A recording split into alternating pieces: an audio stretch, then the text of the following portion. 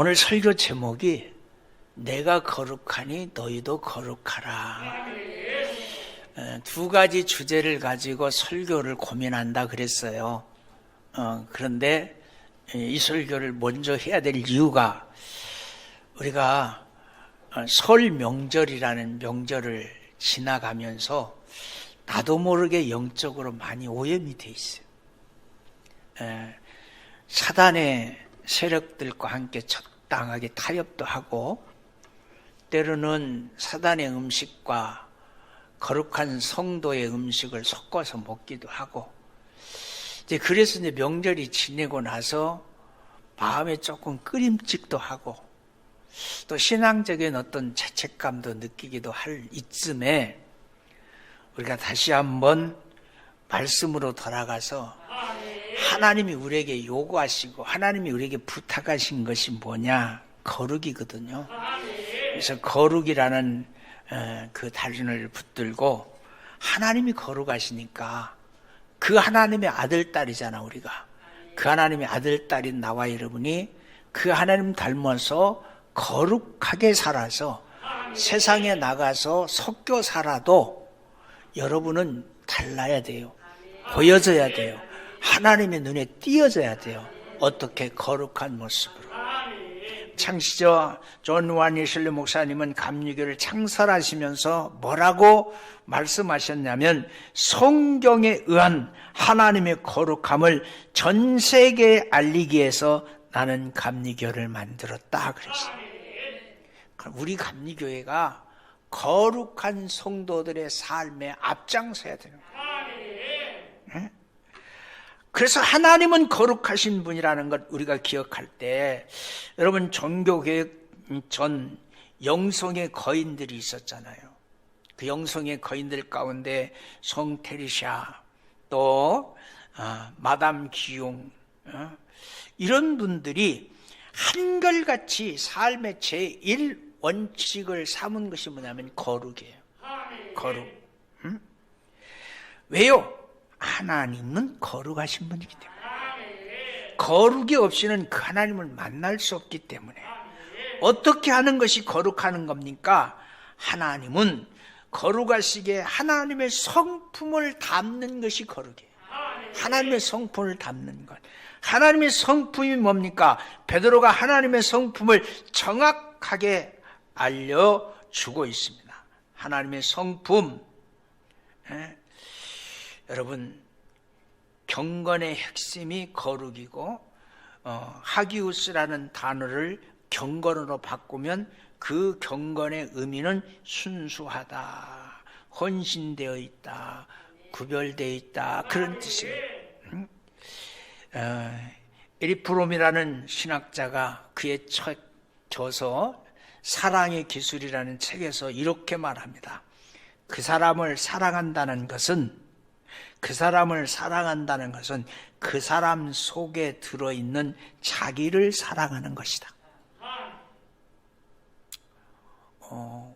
우리 오늘 잘 기억해 보세요. 내가 내 아내를, 내 남편을 사랑하는 것은 그 사람 속에 내가 있는 거예요. 내가 있는 거예요. 자기 마음에 드는 것이 없으면 그 사람을 사랑하지 않아요. 자기 마음에 안 들면 그 사람 사랑하지 않는다고 예플린 말하고 있는 거거든요. 여러분 하나님은 어떤 사람을 좋아하실까? 하나님의 성품을 가진 사람을 하나님은 좋아하신다. 하나님은 신의 성품에 참여하는 사람을 좋아하신다. 하나님이 좋아하시는 성품을 가진 사람을 하나님이 찾고 계신다. 좋아하신다. 이로써 베드로후서 1장 4절 이하에 보니까 그 보배롭고 지극히 큰 약속을 우리에게 주사 이 약속으로 말미암아 너희로 정욕을 인하여 세상에서 썩어질 것을 피하여 신의 성품에 참여하는 자가 되게 하려 하셨으니 신의 성품에 참여하는 자 말씀이 눈에 딱 들어오잖아. 응? 여러분 신의 성품에 참여하는가? 어떻게 참여합니까? 기본적으로 믿음의 7가지 성품을 닮아가는 것이 신의 성품에 참여하는 것입니다. 믿음의 7가지 성품을 닮아가는 것이 신의 성품에 참여하는 것입니다. 어느 어머니가 아이를 데리고 교회 갑니다. 아들 앞에 있는 십자가를 보니까 소리가 질렸어요. 엄마, 저기 더하기표가 있어. 아들이 이렇게 말했어요. 그렇습니다. 십자가는 더하기죠. 뭘 더해요? 믿음을 더하는 겁니다. 다음과 같이 7가지 신의 성품이 있습니다. 베드로는 신의 성품을 잘 알고 있었어요. 그래서 5절부터 7절에 이러므로 너희가 더욱 힘써 너희 믿음의 덕의 지식을 지식의 절제를 절제 인내를 인내의 경건을 경건에 형제 우애를 형제 우애 사랑을 공급하라. 이게 믿음의 덕이에요. 믿음의 덕. 무지개는 7색깔의 색을 합해놓으면 무지개가 되는 거예요. 도레미파솔라시도 7의 음이 합하면 음악이 되는 거예요. 신의 성품 다음 7가지 요소가 있는 겁니다. 하나님의 거룩의 특징 7가지가 있는 겁니다. 첫 번째는 덕입니다. 덕이라는 단어가 아레테나라고 하는 단어인데 목적대로 쓰임받는 것이라는 거예요. 목적대로 쓰임받는 것 또는 최고의 용서, 이게 덕이에요. 또는 너그러운 포용, 이게 덕이에요. 여러분에게 최고의 용서이거든요. 두 번째, 너그러운 포용. 요새는 사람들이 포용이라는 단어를 잃어버렸어. 이 단어 중에 덕 중에 최고의 덕, 하나님은 덕이 있으신 분인데 십자가에서 죽으시면서 자기에게 침을 뱉는 이를 위해 기도하시는 덕, 최고의 덕, 자기를 향해서 침을 뱉는 자를 위해서 기도해 주시는 그분. 저들이 하는 일을 저들이 모르오니 용서하여 주옵소서. 이는 최고의 덕입니다. 예수의 덕은 원수까지라도 사랑하라고 한 한마디 말씀 속에 다 들어있습니다. 하나님은 덕이시기 때문에 우리는 덕 있는 사람을 삶으로 살아가는 삶의 원칙이 있게 되기를 주님의 이름으로 축원합니다. 두 번째, 거룩은 지식입니다. 여기서 지식은 그노스예요. 그노스, 잠언서 11장 9절, 호세아서 6장 3절. 하나님은 모든 것을 다 알고 계신 분이에요. 심지어 머리털까지, 나의 머리털까지 몇 개인지를 알고 계시는 분이에요. 여러분, 자기 머리털이 몇 개인지 아시는 분이세요? 오늘 아침에 머리를 감는데 머리털이 많이 빠졌어요. 그럼 빠진 머리털을 세보려도 그것도 못 셌어요.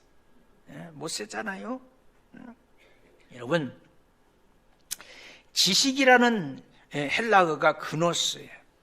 그노스라는 단어는 아무리 믿음 있고 덕이 있다 할지라도 지식이 없으면 잘못 가기가 쉽기 때문에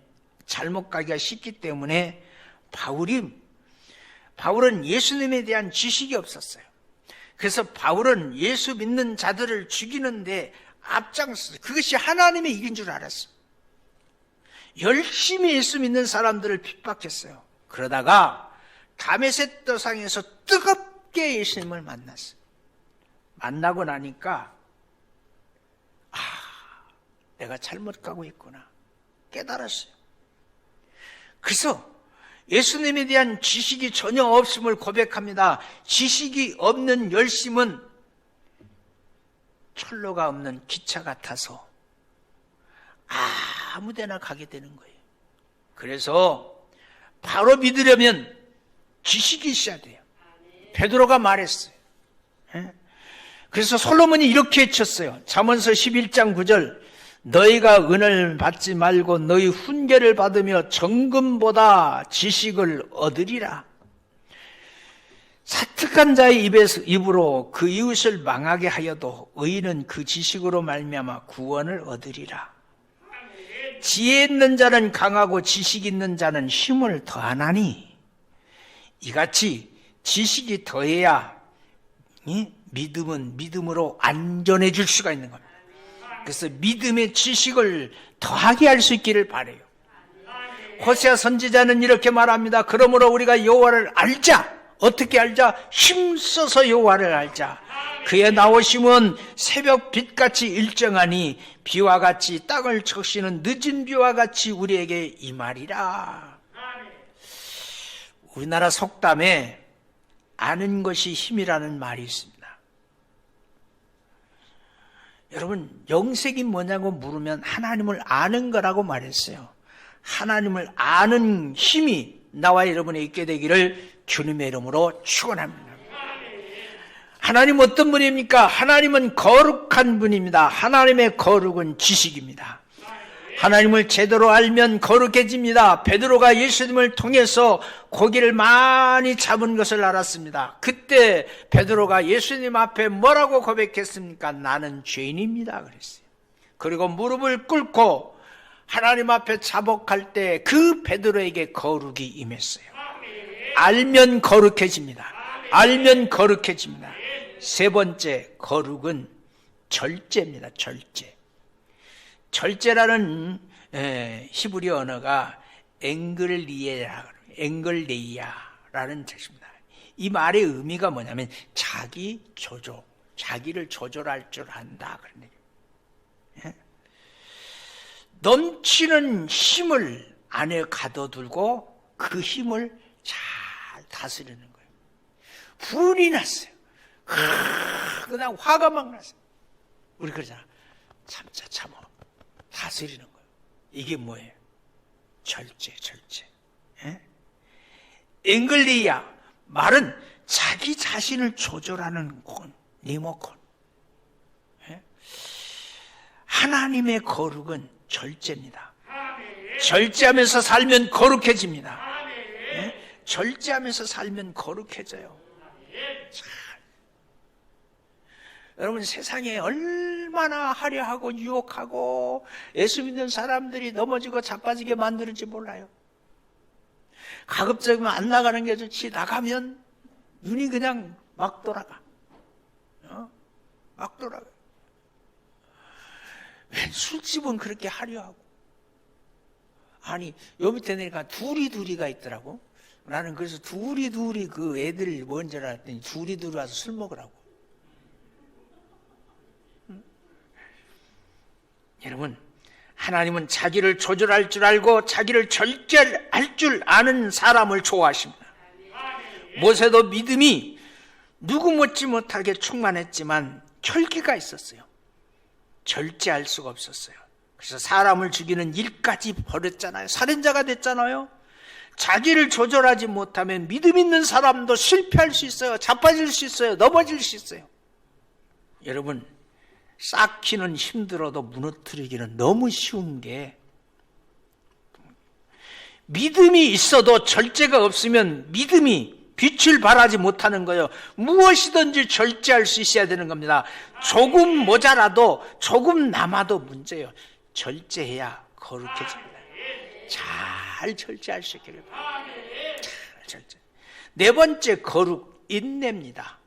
인내라는 단어는 후포모네라고 하는 단어입니다. 후포모네. 이 말은 미덕의 여항이라는 뜻에서 나온 거예요. 그 말이 뭐냐면 크리소스톤이라는 그런 의미인데 오래 참는다 그런 얘기예요. 오래 참아. 베드로서 3장 9절에 주의 약속은 어떤 이에게 더디다고 생각하는 것이 더든 것이 아니라 오직 너희에 대해서 오래 참으사 아무도 멸망치 않고 다 회개하게 이르기를 원한다. 믿음에는 인내가 있어야 참된 믿음을 이루는 겁니다. 믿음, 인내, 후포모네. 인내는 크리소스톤 미덕의 여왕, 참는 사람이 덕스러운 사람. 미덕 중에 미덕, 인내. 인내보다도 더 큰 덕이 어디 있어요? 그래서 옛날에는 딸을 시집 보낼 때 이렇게 말했잖아. 시집가 가지고 몇 년은 어떻게 살고 몇 년은 어떻게 살고 몇 년은 어떻게 살으라고 말했는데, 지금은 뭐라고 말하냐면, 시집가 가지고 말이야, 네 마음에 안 들면 일찌감치 보따리 싸, 이렇게 그러잖아요. 성경은 예수님이 인내야말로 인내의 극치라고 말합니다. 앞에 있는 즐거움을 위하여 십자가의 고통을 끝까지 참으셨던 그리스도의 인내가 온전한 인내라고 히브리서 12장 1절부터 2절에서는 말씀하고 있으니, 인내는 하나님의 성품이기에 인내하는 자가 하나님의 성품에 참여하는 하나님의 사람이 된 줄로 믿습니다. 인내는 거룩입니다.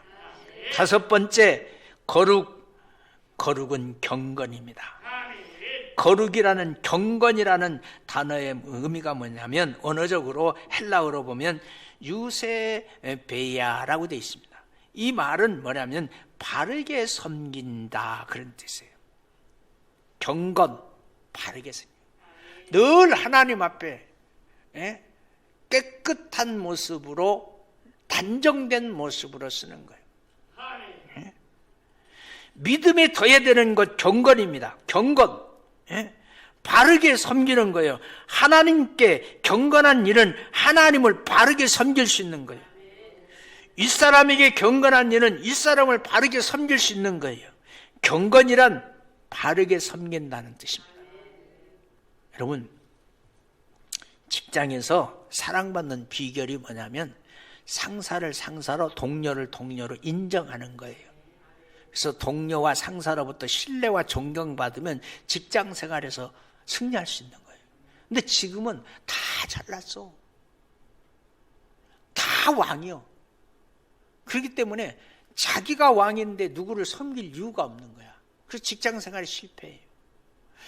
여러분, 직장의 상사가 볼 때 조금 거스리면 이렇게 하면 좋지 않겠니? 말할 수 있어요, 없어요? 있어야 되는 거예요. 그런데 그렇게 말하면 삐져요. 삐지는 것을 뛰어넘어서 고충함에 투서해요. 뭐라고 그래요?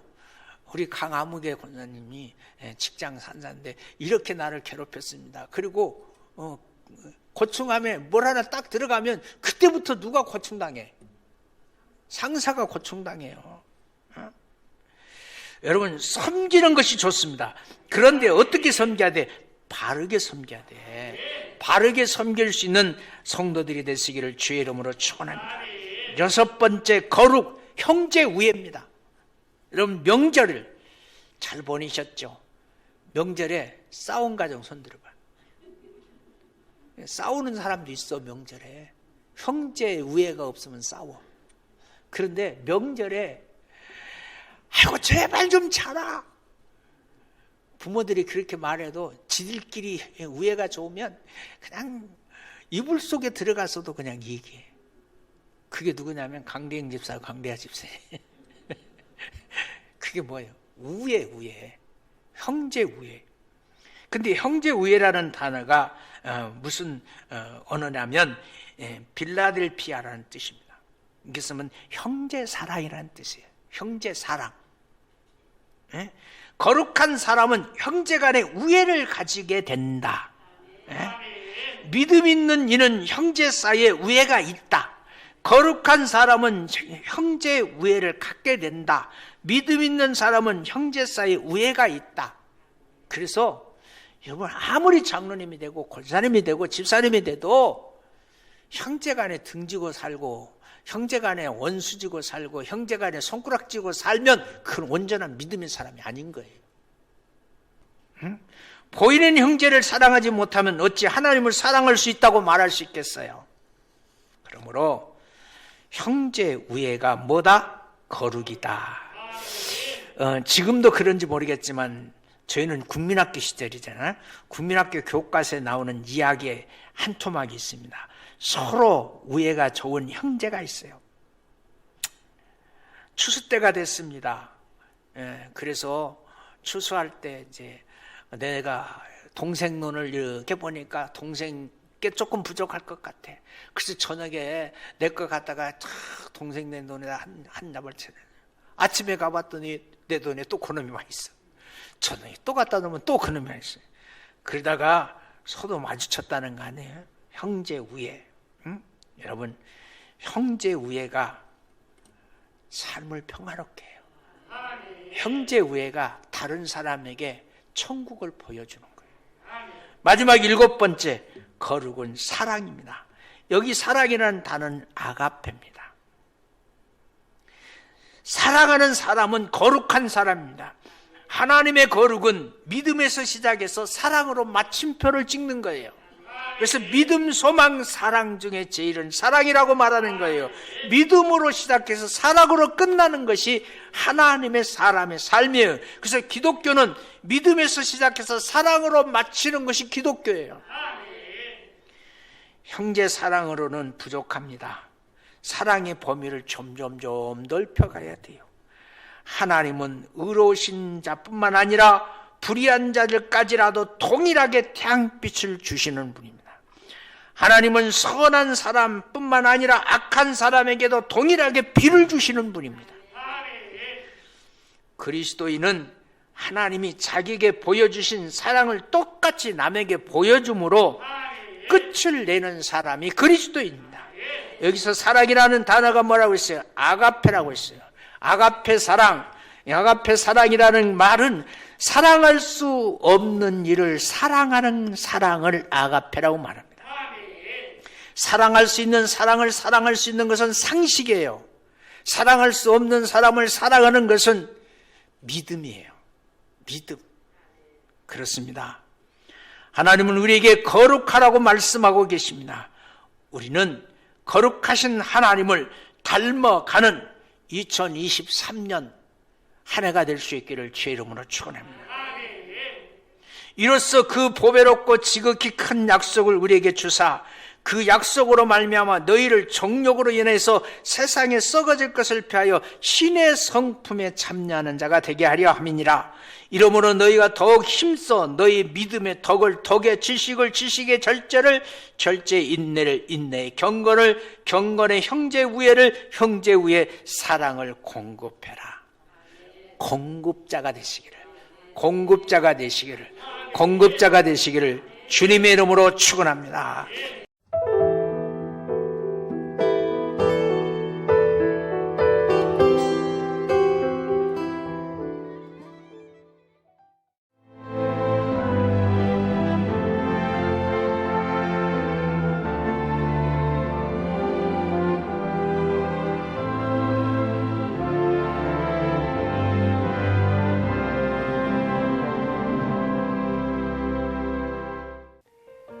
CBS를 사랑해 주시는 전남 지역 청취자 여러분, 안녕하십니까?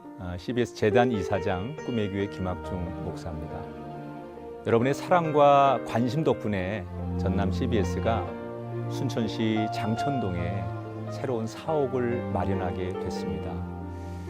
이 방송국 사옥이라는 것은 단순히 건물을 짓는 의미에 지나지 않습니다.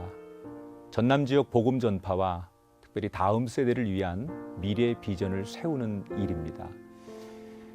코로나19로 모든 활동이 중단되고 또 관계가 단절되는 상황이지만 우리 CBS 방송만큼은 우리의 발길이 닿지 않는 곳까지 구석구석 하나님의 말씀을 전하는 위대한 힘을 지니고 있습니다. 이 방송이 믿음의 반석 위에 굳건히 세워질 수 있도록 여러분들께서 벽돌 한 장 한 장씩 쌓아가는 마음으로 전남 CBS를 위해 후원해 주시고 기도해 주시기를 간곡히 부탁드립니다.